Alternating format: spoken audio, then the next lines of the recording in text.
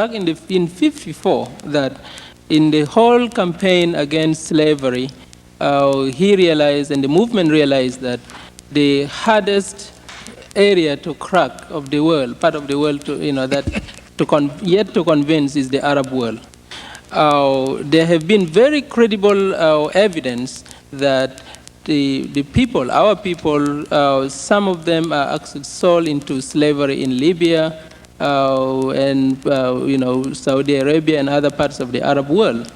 And so I think that one of the recommendations would be to try, for the international community to fully investigate, these allegations of slavery in the Arab world and bring an action, in the UN, and because much as in this country, for instance, one way to combat drugs and cocaine, has always been to to go to this supply, to the source, and to Latin America and so forth, whoever is supplying, and to try to cut it off.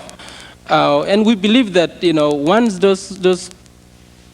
that evidence is found in the Arab world that has been providing the funding and the wherewithal to sustain this issue of slavery, and indeed the international community takes action, that really we would not be speaking here today, and we probably won't be speaking about slavery. Trying to elaborate a draft regarding the creation of a permanent court, International Court of Justice, regarding these cases, crimes against humanity and other similar things. Right. I think the tribunal thing would be very particularly important and pertinent in the case here of Sudan because of the genocidal side of the slavery. As I indicated, it has not been acts, individual cases, and of sale of people, but it has had to do with wiping an entire village, entire community, and targeting. And so individuals who have been foremost connected with such acts of genocide need to be brought to trial. Is there anything else you would like to add? I'm pretty much out of questions. I'd like to make one general point, if I might. And I think that maybe countries such as your own and my own have had certain reservations about criticizing the regime in Khartoum because we're afraid of being labeled anti-Islamic. And I think we need to blow that smokescreen right away.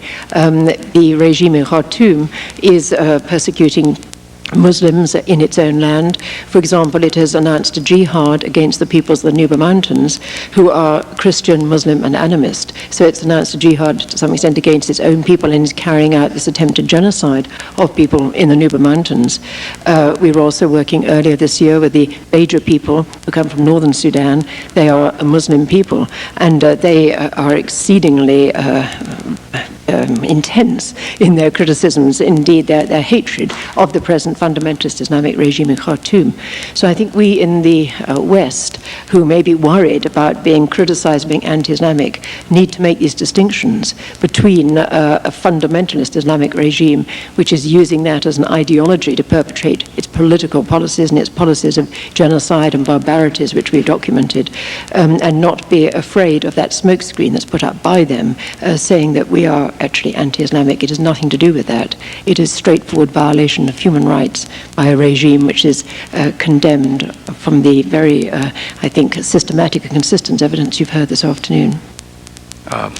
I just wanted to add one thing as a, I guess in a manner of a pitch kind of thing for the members of the audience. And that is that there is an emerging abolitionist movement in this country and abroad, in Europe and even in Canada, represented by various members, on the panels. Various groups are very actively and vigorously working on this issue of slavery, in Sudan, in Mauritania. Pak Sudani, we have been, as the introduction, focusing on the issue of slavery. We recently formed a coalition with Mauritania, which is now CASMAS.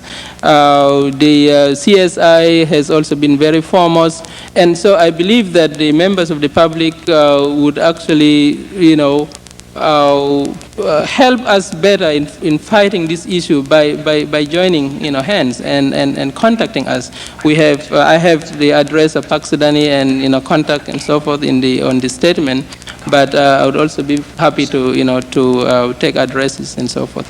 And the other, in connection to that, we plan to hold meetings and symposia and rallies to try to sensitize the various communities in this country at the grassroots level.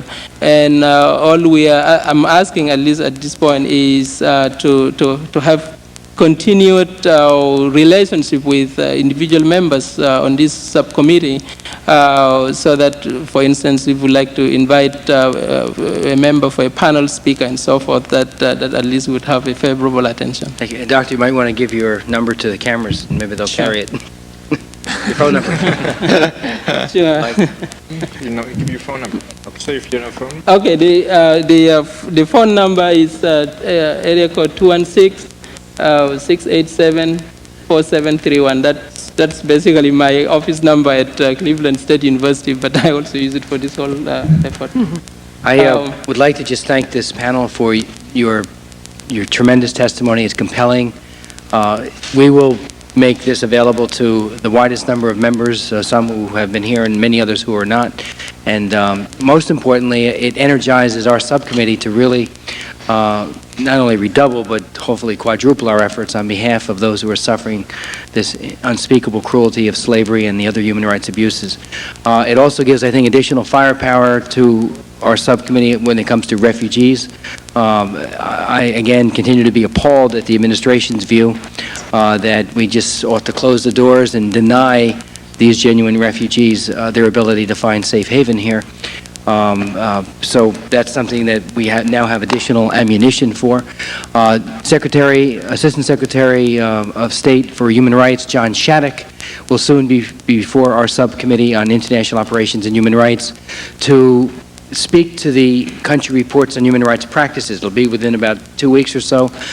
This gives us additional information. His representatives are here, and I hope he comes prepared to talk about Mauritania and the Sudan at great length, because he will be quizzed at great length about those issues.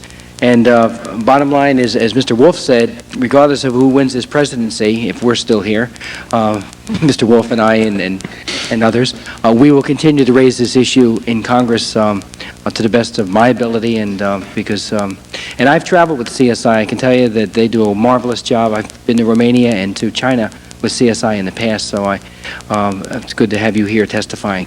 And I want to thank you from the bottom of my heart for your great testimony, and we're going to act on it. Thank you. Thank you. This hearing is adjourned. Thank you. Thank you.